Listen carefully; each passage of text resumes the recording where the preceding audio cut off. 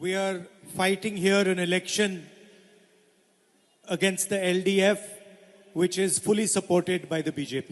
നമ്മൾ ഇവിടെ ഒരു ഇടതുപക്ഷ ജനാധിപത്യ മുന്നണി പൂർണ്ണമായി BJP-യുടെ പിന്തുണയോടുള്ള ഇടതുപക്ഷ ജനാധിപത്യ മുന്നണിയോടുള്ള ഒരു പോരാട്ടത്തിലാണ് നിൽക്കുന്നത്. On one side is the UDF and on the other side is a combination of LDF and BJP.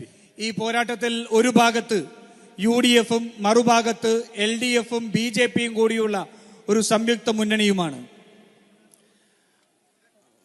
One famous economist many years ago said that there is a hidden hand in the market. ഒരു പ്രമുഖനായ ഒരു സാമ്പത്തിക ശാസ്ത്രജ്ഞൻ കുറെ നാൾ മുമ്പ് പറഞ്ഞു, നമ്മുടെ ഈ മാർക്കറ്റിൽ ഒരു അദൃശ്യമായ കരമുണ്ട് എന്ന്. And he was making a point about economics. അദ്ദേഹം സാമ്പത്തിക തത്വശാസ്ത്രത്തെ കുറിച്ച് ഒരു കാര്യമാണ് സൂചിപ്പിച്ചത്. But here in the Kerala elections there is a hidden hand of the BJP. പക്ഷേ ഇവിടെ ഈ കേരളത്തിലെ തെരഞ്ഞെടുപ്പിൽ BJP-യുടെ ഒരു അദൃശ്യമായ കരമുണ്ട്. And the BJP does not want the LDF, does not want the UDF here, because they know that the only force that challenges them in the country is the Congress party.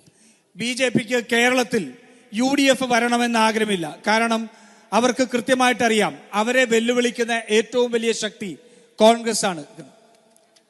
We have a ideological difference, fundamental ideological difference with the BJP and the RSS.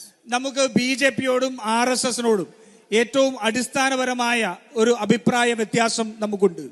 And the BJP understands that the left front LDF can never challenge them at the national level. BJP-ക്ക് വളരെ കൃത്യമായിട്ട് അറിയാം, ദേശീയ തലത്തിൽ ഇവിടുത്തെ LDF-ന് അവരെ ഒരിക്കലും വെല്ലുവിളിക്കാൻ ഉള്ള ശക്തിയില്ല എന്നുള്ളത് അറിയാം. And they also know that if they are in power in Delhi, then any LDF government in Kerala is fully under their control. അതുമാത്രമല്ല, അവർക്കറിയാം, അവർ ഡൽഹിയിൽ അവർ അധികാരത്തിലുണ്ടെങ്കിൽ കേരളത്തിൽ ഏതൊരു ഇടതുപക്ഷ ജനാധിപത്യ മുന്നണിയുടെ സർക്കാരുണ്ടെങ്കിലും